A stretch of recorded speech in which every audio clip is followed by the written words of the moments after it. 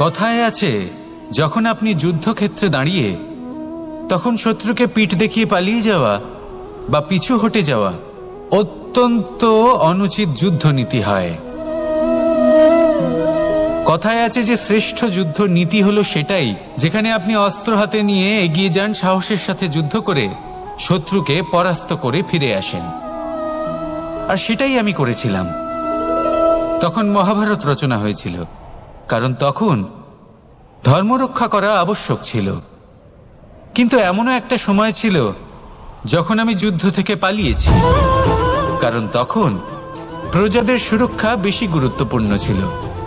আমার গায়ে যুদ্ধ বিমুখ হবার কলঙ্ক লাগিয়েছিল। কিন্তু ঠিক আছে, আমি সেটাই করেছিলাম যেটা প্রয়োজনীয় ছিল। শ্রীরামও লঙ্কা গিয়ে রাবণকে হত্যা করার পূর্বে 4 মাস ধরে অপেক্ষা করেছিলেন। অপেক্ষায় ছিলেন কবে সেই সেতু সম্পন্ন হবে। তারপরে গিয়ে রাবণকে পরাস্ত করলেন, তাকে বধ করলেন। জীবনে কখনো কখনো থেমে যাওয়া বা পিছু হটে যাওয়া কার্যকর হতে পারে। এটা প্রত্যেক সময়ের উপরে নির্ভর করে। শত্রু যে কেউ হতে পারে, যখন খুশি আক্রমণ করতে পারে।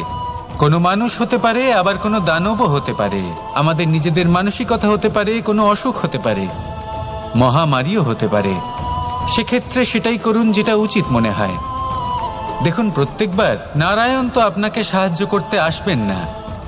অনেক সময় মানুষকে নিজেকেই সেই বাধার সম্মুখীন হয়ে তাকে পরাস্ত করতে হয়।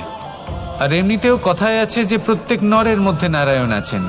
তাই অন্তরের নারায়ণকে জাগ্রত করুন, আর যা সমস্যা আছে তাকে সমাপ্ত করে ফেলুন, তা সে যতই পিছু হটে করতে হোক না কেন।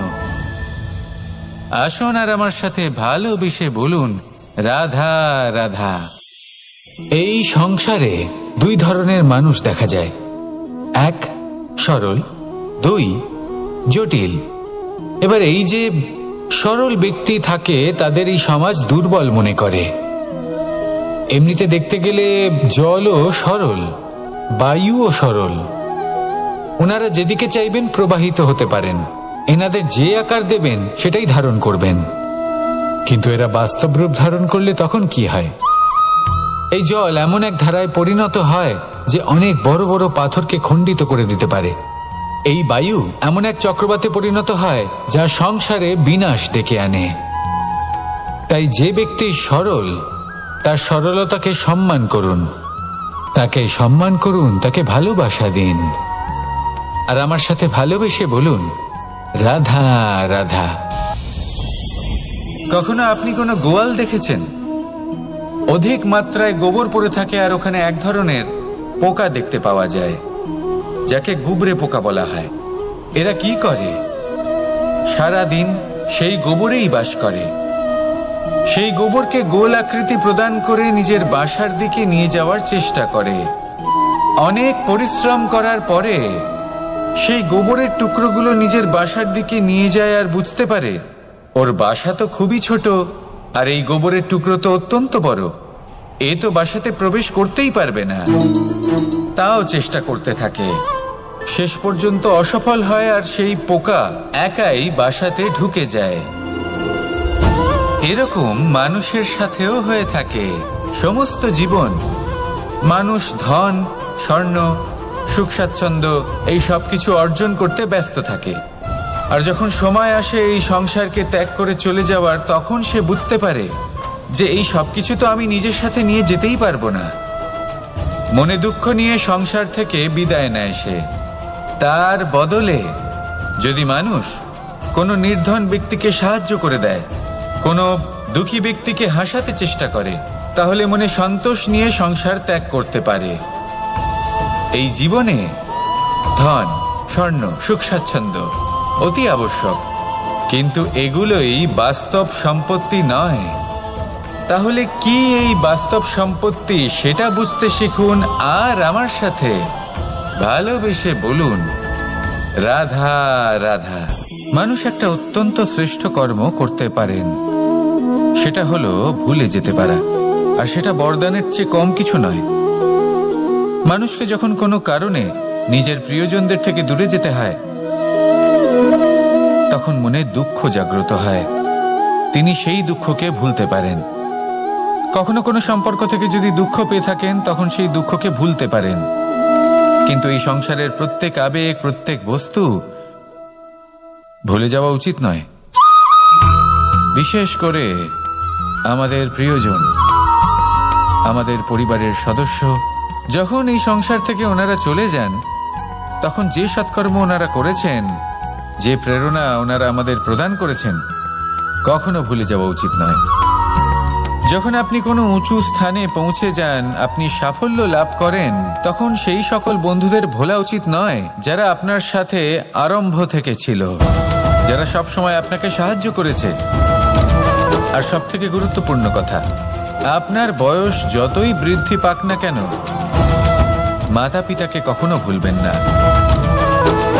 আপনি যতই বড় হন না কেন, আপনি তাদের সন্তানই থাকবেন। অভিজ্ঞতার দিক থেকে ওনাদের থেকে ছোটই থাকবেন। তাই সবসময় নিজের মাতা পিতাকে নিজের সাথে রাখুন, কখনো তাদের ভুলবেন না। সেই সকল ব্যক্তিদের ভুলে যাবেন না যারা দুঃখের দিনে আপনার সাথে ছিল, তবেই জীবনে সুখ পাবেন। আসুন আর আমার সাথে ভালোবেসে বলুন, রাধা রাধা। আমাদের জীবনে অনেক ধরনের ব্যক্তি এসে থাকেন। কেউ কেউ আমাদের সাথে থেকে যান, কেউ আমাদের থেকে দূরে চলে যান। কেউ ভালো মানুষ হন, কেউ খারাপ মানুষ। কিন্তু আমরা সবসময় সেই সময়টাকে নিয়ে দুঃখ প্রকাশ করি যখন আমাদের জীবনে কোনো খারাপ ব্যক্তি প্রবেশ করেন। তারা আমাদের খারাপ অনুভূতি দেন, দুঃখ দেন, কষ্ট দেন। আমরা সবাই তাকে ভালো মন্দ কথা বলি। কিন্তু কেন? এমন বিভিন্ন ধরনের মানুষ, খারাপ মানুষ, ভালো মানুষ, সবার জীবনেই আসেন এবং সকলকেই একটা অমূল্য শিক্ষা দান করে যান। এবার আপনি নিজেই ভেবে দেখুন, জীবনে যখন প্রথমবার আপনি আগুন স্পর্শ করেছিলেন, তখন আপনি একটা শিক্ষা লাভ করেছিলেন যে আমাকে আগুনের থেকে একটু দূরে থাকতে হবে।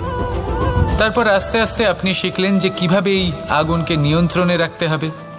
তারপর আপনি শিখলেন যে কিভাবে নিজের জীবনে তাকে প্রয়োগ করতে হবে, তা সে অন্ধকারে প্রকাশ লাভ করার জন্য হোক বা খাবার বানানোর জন্য। সেইভাবেই কোনো খারাপ ব্যক্তি যখন আপনার জীবনে আসে, কোনো শিক্ষা দিয়ে যান, তার প্রতি কৃতজ্ঞ থাকুন। তার বিষয় খারাপ ভাবার বা খারাপ অনুভূতি নিয়ে থাকার কোনো প্রয়োজন নেই।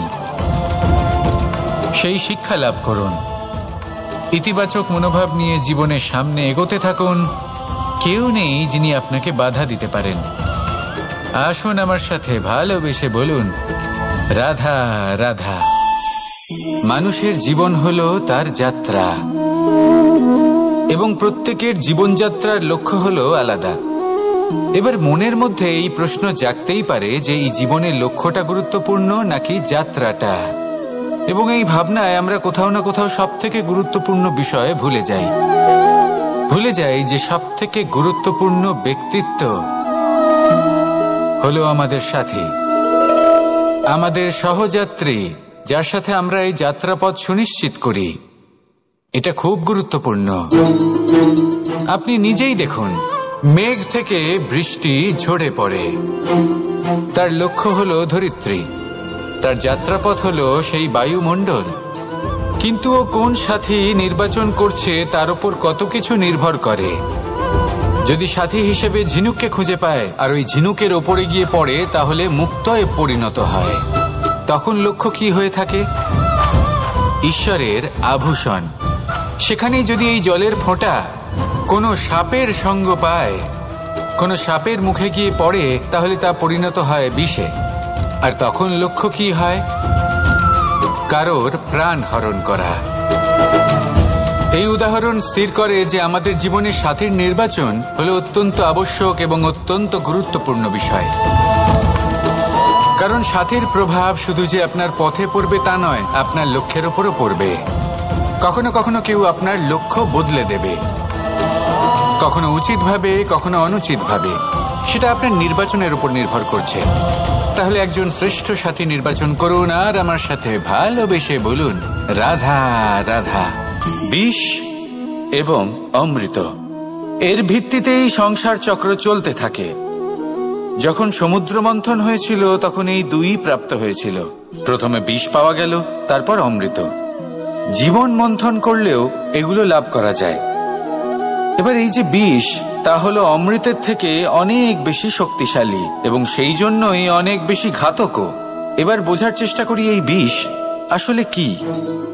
যে কোনো বস্তু বা কোনো ভাব যদি মাত্রার থেকে বেশি পরিমাণে আপনার কাছে থাকে, প্রয়োজনের থেকে বেশি আপনার কাছে থাকে, তাহলে সেটা আপনার কাছে বিষ সমান হতে পারে। তা সে ধন হোক, শক্তি হোক, সম্মান হোক, ইত্যাদি ইত্যাদি। যদি আপনার কাছে এমন কিছু থেকে থাকে যা মাত্রার থেকে বেশি পরিমাণে আপনার কাছে আছে, তাহলে তাকে ভাগ করতে শিখুন। যদি আপনি ভাগ করতে শিখে যান, তাহলে এই বিষই আপনার জন্য অমৃতে পরিণত হবে, আর তাদের কাছেও অমৃত সমান হয়ে উঠবে যাদের এই সাহায্যের প্রয়োজন। তাহলে ভাগ করে নিতে শিখুন আর আমার সাথে ভালোবেসে বলুন, রাধা রাধা। সমস্ত মানুষের জীবন কিছুটা সমান হয়। মানুষ জন্মগ্রহণ করে, তারপর চলতে শেখে, জীবনে এগিয়ে চলে, বার্ধক্য লাভ করে, তারপর সমাপ্ত হয়ে যায়। কিন্তু সেই ব্যক্তিরা কারা যারা প্রকৃত অর্থে মনুষ্য জীবন যাপন করেন? এনারা হলেন সেই ব্যক্তি যারা পড়ে গেলেও আবার উঠে দাঁড়ানোর চেষ্টা করেন, নিজের ভেঙে পড়া অস্তিত্বকে আগলে নিয়ে আবার একটা আকার দেওয়ার চেষ্টা করেন, ভগ্ন আশাকে আবার একটা নতুন দিশা দেন। অসফল হওয়ার পরেও থামেন না, আবার এগোতে থাকেন। অসফল হওয়ার পরে যদি আপনি থেমে যান, তাহলে সাফল্য আপনার সামনে অপেক্ষা করে, কিন্তু আপনি তা দেখতে পান না। তাই জীবনের সংঘর্ষে অংশগ্রহণ করতে শিখুন। জীবনের সংঘর্ষ থেকে পালাবেন না। আসুন আমার সাথে ভালোবেসে বলুন, রাধা রাধা। একবার একজন সাধক ওনার শিষ্যদের একটা কাজ দিলেন। একটা দুর্লভ জড়িবুটি নিয়ে আসতে বললেন। এতটাও কঠিন কাজ সেটা ছিল না, কারণ সকল শিষ্য জানতেন যে এই দুর্লভ জড়িবুটি কোথায় পাওয়া যায়। পর্বতের শিখরে। কঠিন কাজ কোনটা? সেখানে পৌঁছনোর সেই পথ যা ছিল কাঁটায় জর্জরিত, পাথরে পরিপূর্ণ, যেখানে পিছলে পড়ার আশঙ্কা রয়েছে এবং গভীর ক্ষত পেতে পারে সবাই। এবার বেশ কয়েকজন শিষ্য গেলেন, তার মধ্যে কয়েকজনই সেই জড়িবুটি নিয়ে আসতে পারলেন। কারণটা কি ছিল? কিছু শিষ্যের মনোযোগ ছিল শুধুমাত্র লক্ষ্যের দিকে, অর্থাৎ পর্বতের সেই শিখরে। কিছু শিষ্যের মনোযোগ ছিল পথের এই সংকটগুলির ওপর। কিছুজন নিজের সমস্ত মনোযোগ, সমস্ত শক্তি কেন্দ্রীভূত করলেন শুধুমাত্র লক্ষ্যের দিকে। বাকিরা মনোনিবেশ করলেন এই সংকটের থেকে নিজেকে বাঁচাতে। কিন্তু যাদের মনোযোগ শুধু লক্ষ্যের দিকে ছিল, শুধু তারাই জড়িবুটি নিয়ে আসতে পারলেন। কারণ কি ছিল? একটা সহজ ব্যাপার যা আমাদের বুঝতে হবে। আমরা যদি লক্ষ্যে পৌঁছতে চাই, তাহলে বিপদের সম্মুখীন তো আমাদের হতেই হবে, আর কোনো বিকল্প নেই। যন্ত্রণাও হবে, পায়ে কাঁটাও হয়তো ফুটতে পারে, হয়তো পড়েও যেতে পারেন, হয়তো রক্তপাতও হতে পারে। কিন্তু তার সাথেই সাফল্য অর্জনের যে আনন্দ, সেটাও পাওয়া যায়। সেই জন্য নিজের মনোযোগ সবসময় লক্ষ্যের দিকে রাখুন, পথের সেই বিপদগুলির দিকে নয়। সত্যি কথা বলতে, এই বিপদ এটা কিছুক্ষণের, আজ আছে কাল নাও থাকতে পারে। কিন্তু যদি লক্ষ্যকে প্রাপ্ত করতে পারেন, তাহলে তার আনন্দ আপনার সাথে সারা জীবন রয়ে যাবে। তাহলে লক্ষ্য প্রাপ্ত করুন আর আমার সাথে ভালোবেসে বলুন, রাধা রাধা। আমি এখানে একা এই বনে বসে আছি, বাঁশি বাজাচ্ছি। কার জন্য? কে আছেন এখানে? কেউ নেই। আমার প্রজা, আমার রাজ্য, আমার পরিবার আমার থেকে অনেক দূরে আছেন। আমি এখানে একা এই বনে বসে এই আকাশের এই রঙের, গাছের এই সব ফলের, মাটির সুবাসের আনন্দ উপভোগ করছি। কেন? আমি হলাম দ্বারকাধীশ। এমন কি রাজকীয় বা ভৌতিক সুখ রয়েছে যে আমি ওখানে পেতে পারি না? সবকিছুই পেতে পারি, তাও এখানে বনে একা বসে আছি। কোন সুখ খুঁজে চলেছি? একা থাকার সুখ। আমরা প্রত্যেকদিন অনেক মানুষের সাথে, চিন্তাধারার সাথে, কর্মের সাথে, পরিস্থিতির সাথে, সুখ দুঃখের দ্বারা বেষ্টিত থাকি। জীবনের এই চক্রে আমরা জড়িয়ে পড়তে থাকি। যতই আমরা এই সমস্যার সমাধান করি, আমরা ততই এতে জড়িয়ে পড়ি।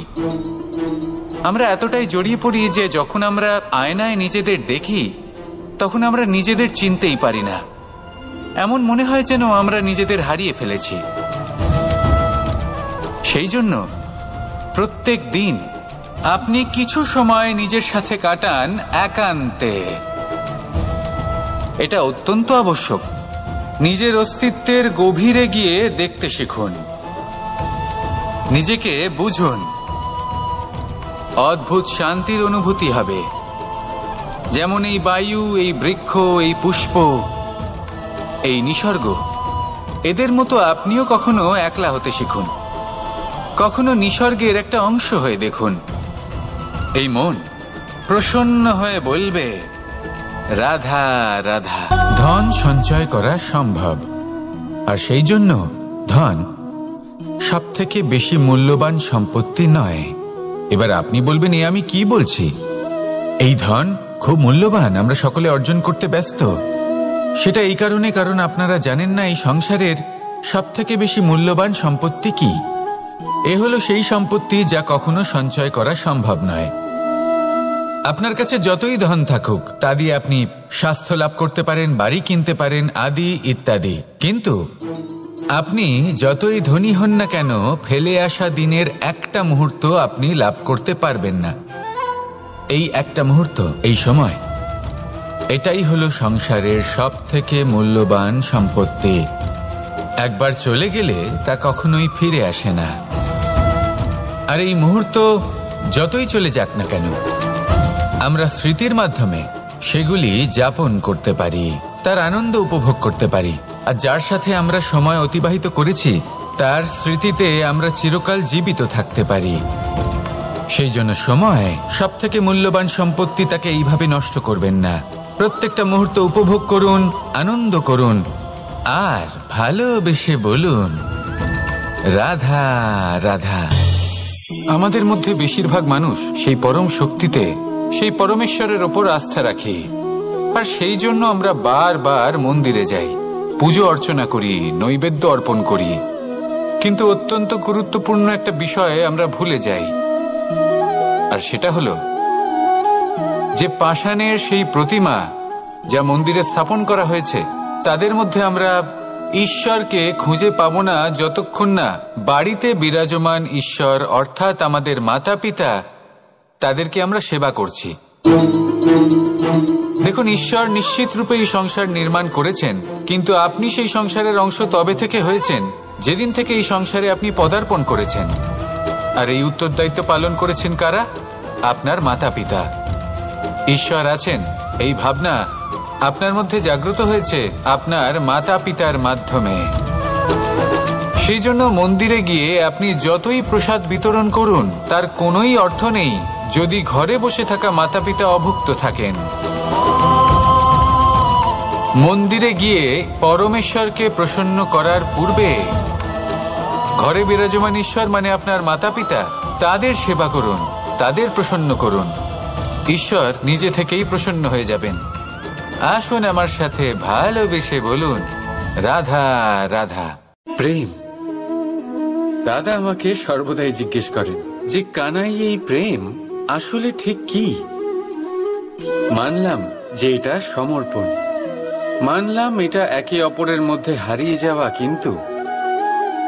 কিন্তু এর অনুভূতি কিরকম, এর অনুভব কিরকম?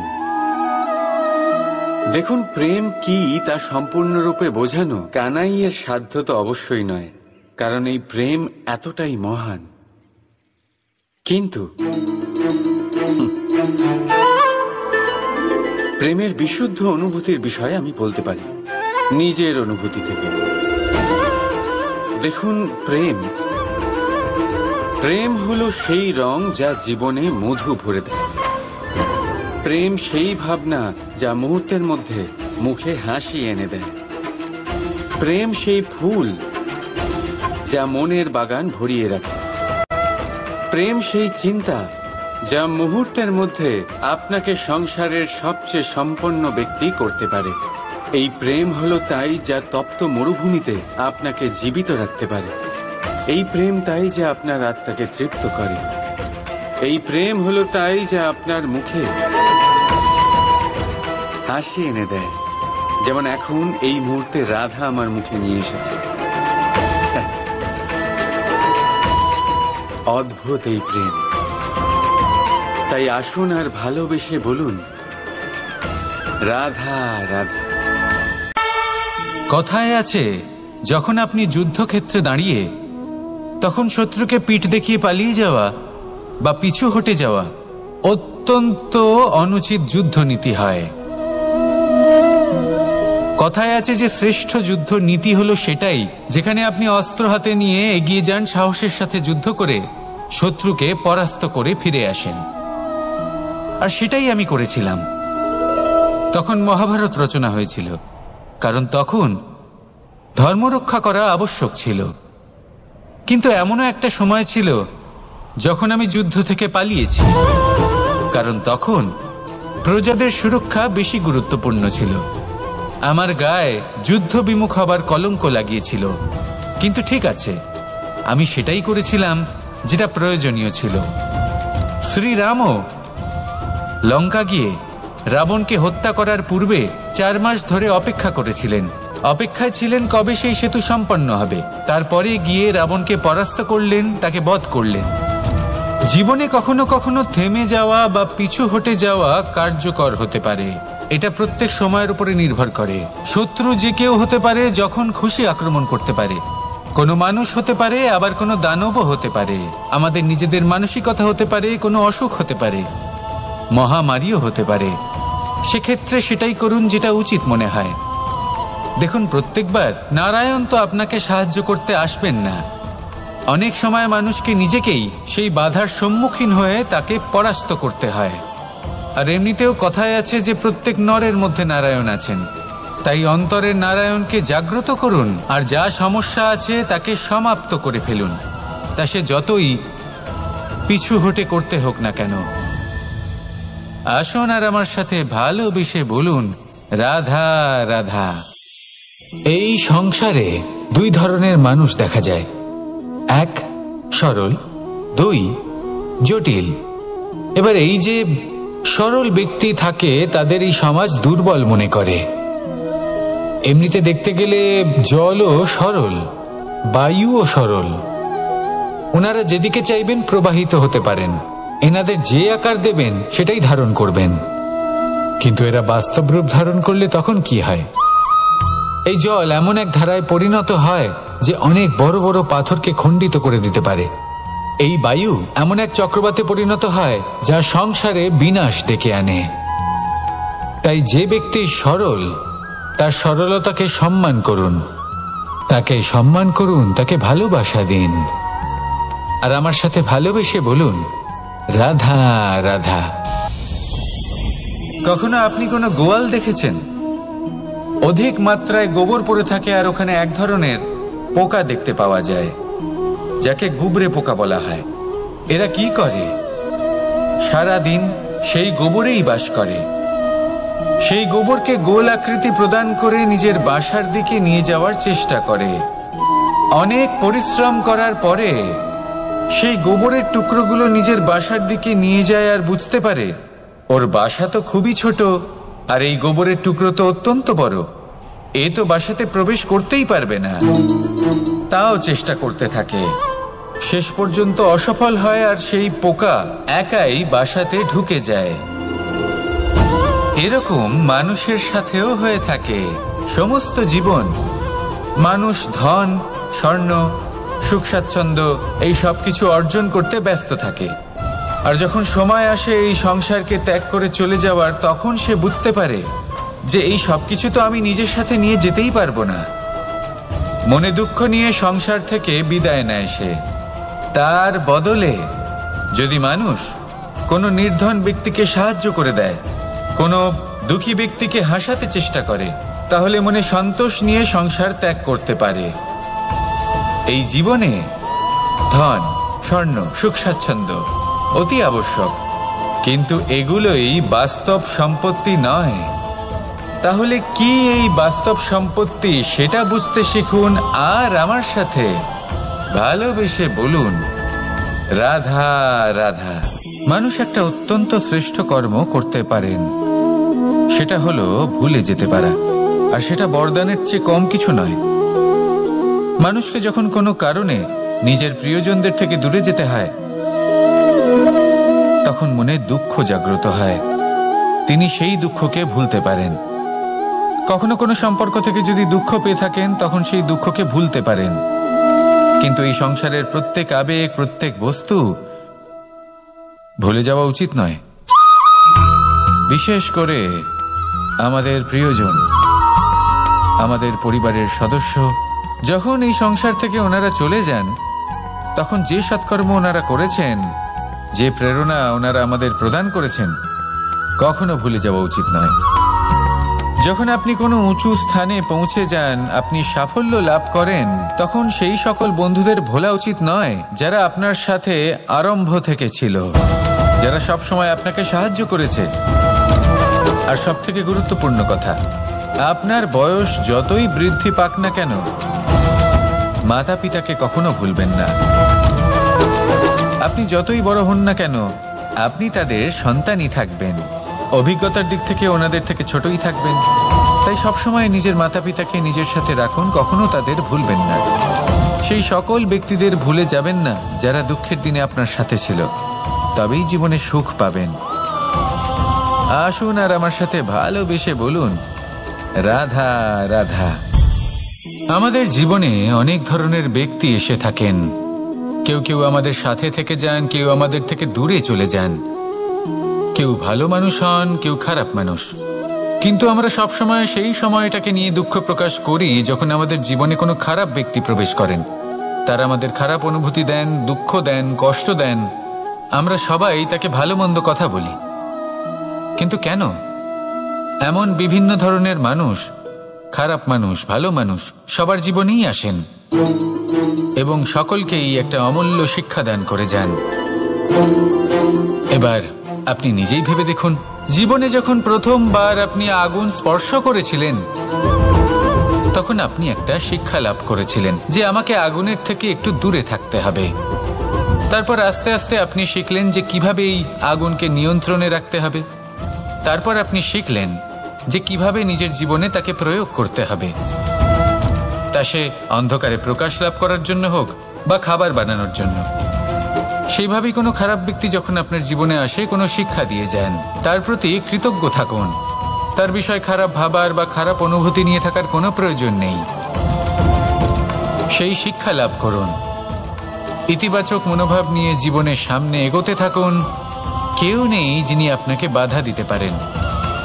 আসুন আমার সাথে ভালোবেসে বলুন, রাধা রাধা।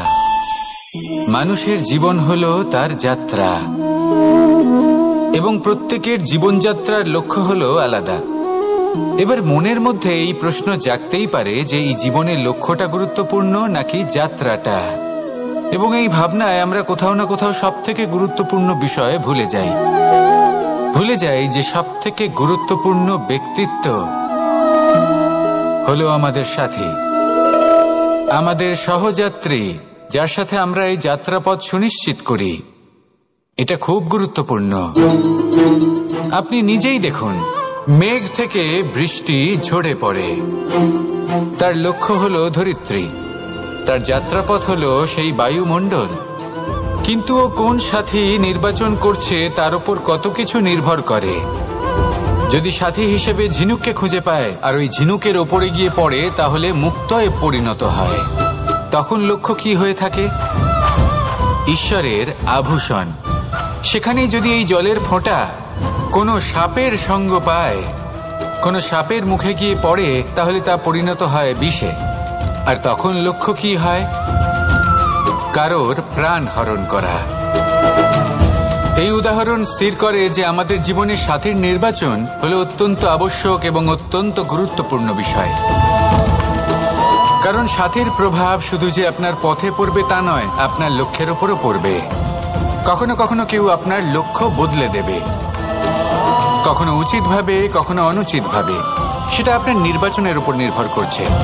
তাহলে একজন শ্রেষ্ঠ সাথী নির্বাচন করুন আর আমার সাথে ভালোবেসে বলুন, রাধা রাধা। বিষ এবং অমৃত, এর ভিত্তিতেই সংসার চক্র চলতে থাকে। যখন সমুদ্র মন্থন হয়েছিল তখন এই দুই প্রাপ্ত হয়েছিল। প্রথমে বিষ পাওয়া গেল, তারপর অমৃত।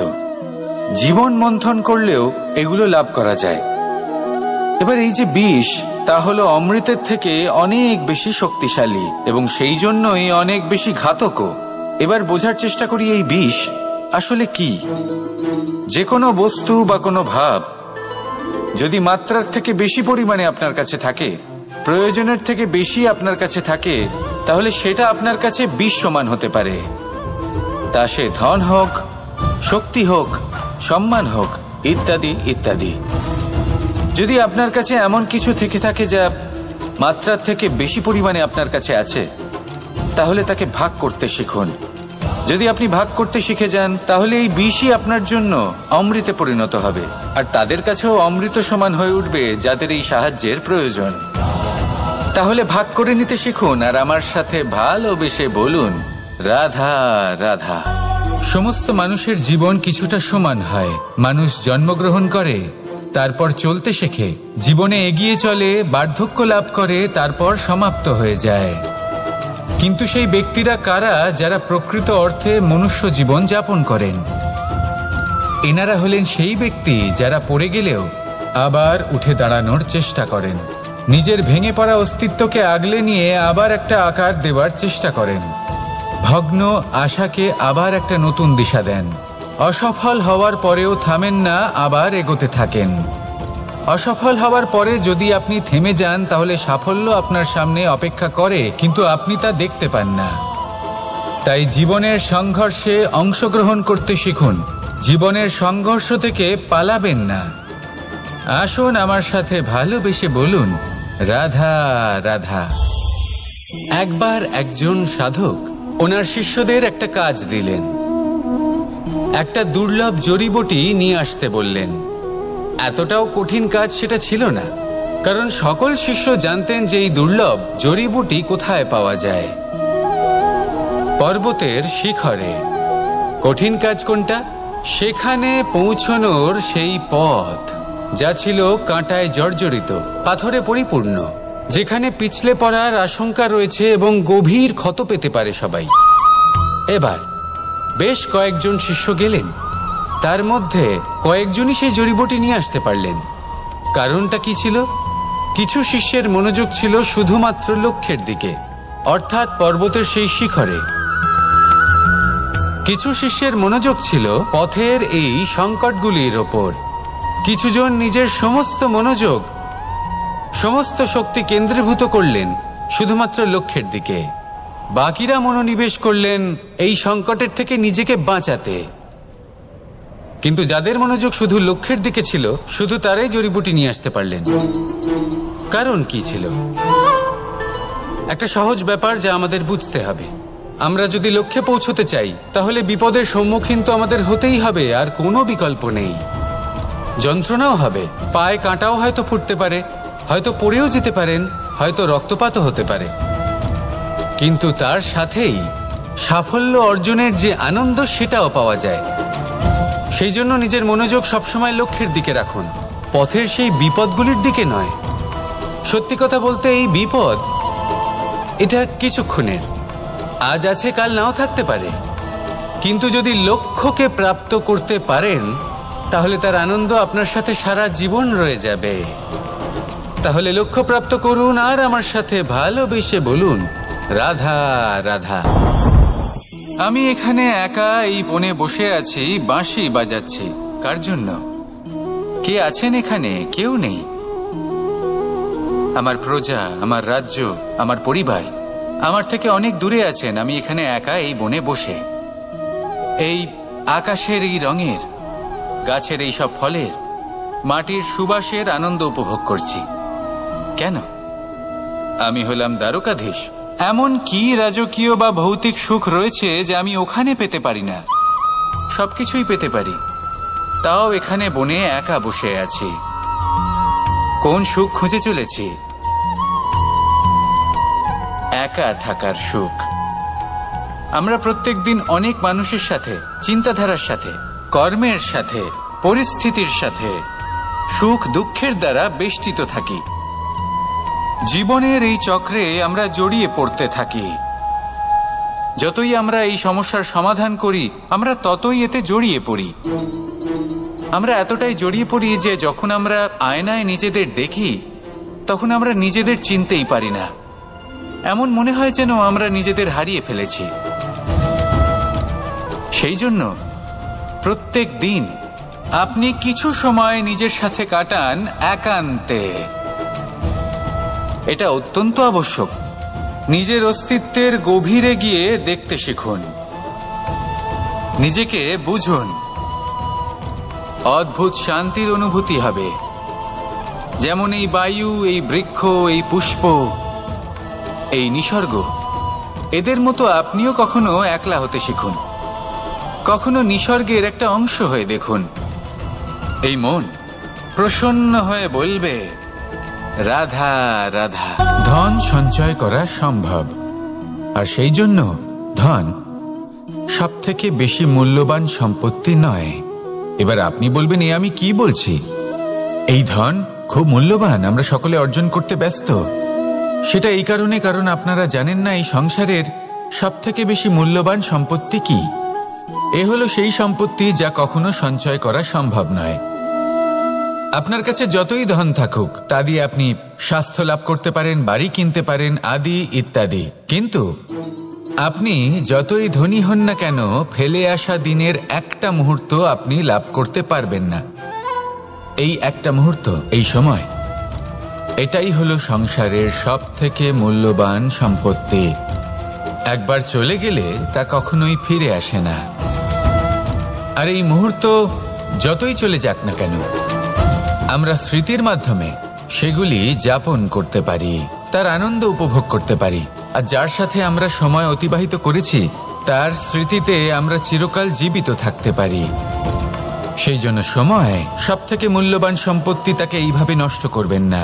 প্রত্যেকটা মুহূর্ত উপভোগ করুন, আনন্দ করুন, আর ভালোবেসে বলুন, রাধা রাধা। আমাদের মধ্যে বেশিরভাগ মানুষ সেই পরম শক্তিতে, সেই পরমেশ্বরের ওপর আস্থা রাখি। আর সেই জন্য আমরা বারবার মন্দিরে যাই, পুজো অর্চনা করি, নৈবেদ্য অর্পণ করি। কিন্তু অত্যন্ত গুরুত্বপূর্ণ একটা বিষয় আমরা ভুলে যাই, আর সেটা হলো যে পাষাণের সেই প্রতিমা যা মন্দিরে স্থাপন করা হয়েছে, তাদের মধ্যে আমরা ঈশ্বরকে খুঁজে পাবো না যতক্ষণ না বাড়িতে বিরাজমান ঈশ্বর, অর্থাৎ আমাদের মাতা পিতা, তাদেরকে আমরা সেবা করছি। দেখুন, ঈশ্বর নিশ্চিত রূপে এই সংসার নির্মাণ করেছেন, কিন্তু আপনি সেই সংসারের অংশ তবে থেকে হয়েছেন যেদিন থেকে এই সংসারে আপনি পদার্পণ করেছেন। আর এই উত্তরদায়িত্ব পালন করেছেন কারা? আপনার মাতা পিতা। ঈশ্বর আছেন, এই ভাবনা আপনার মধ্যে জাগ্রত হয়েছে আপনার মাতা পিতার মাধ্যমে। সেই জন্য মন্দিরে গিয়ে আপনি যতই প্রসাদ বিতরণ করুন, তার কোনোই অর্থ নেই যদি ঘরে বসে থাকা মাতা পিতা অভুক্ত থাকেন। মন্দিরে গিয়ে পরমেশ্বরকে প্রসন্ন করার পূর্বে ঘরে বিরাজমান ঈশ্বর মানে আপনার মাতা পিতা, তাদের সেবা করুন, তাদের প্রসন্ন করুন। ঈশ্বর নিজে থেকেই প্রসন্ন হয়ে যাবেন। আসুন আমার সাথে ভালোবেসে বলুন, রাধা রাধা। প্রেম। দাদা আমাকে সর্বদাই জিজ্ঞেস করেন যে কানাই, এই প্রেম আসলে ঠিক কি? মানলাম যে এটা সমর্পণ, মানলাম এটা একে অপরের মধ্যে হারিয়ে যাওয়া, কিন্তু এর অনুভূতি কিরকম, এর অনুভব কিরকম? দেখুন, প্রেম কি তা সম্পূর্ণরূপে বোঝানো কানাইয়ের সাধ্য তো অবশ্যই নয়, কারণ এই প্রেম এতটাই মহান। কিন্তু প্রেমের বিশুদ্ধ অনুভূতির বিষয়ে আমি বলতে পারি নিজের অনুভূতি থেকে। দেখুন, প্রেম হলো সেই রং যা জীবনে মধু ভরে দেয়। প্রেম সেই ভাবনা যা মুহূর্তের মধ্যে মুখে হাসি এনে দেয়। প্রেম সেই ফুল যা মনের বাগান ভরিয়ে রাখে। প্রেম সেই চিন্তা যা মুহূর্তের মধ্যে আপনাকে সংসারের সবচেয়ে সম্পন্ন ব্যক্তি করতে পারে। এই প্রেম হলো তাই যা তপ্ত মরুভূমিতে আপনাকে জীবিত রাখতে পারে। এই প্রেম তাই যা আপনার আত্মাকে তৃপ্ত করে। এই প্রেম হলো তাই যা আপনার মুখে হাসি এনে দেয়, যেমন এখন এই মুহূর্তে রাধা আমার মুখে নিয়ে এসেছে। অদ্ভুত এই প্রেম। তাই আসুন আর ভালোবেসে বলুন, রাধা রাধা।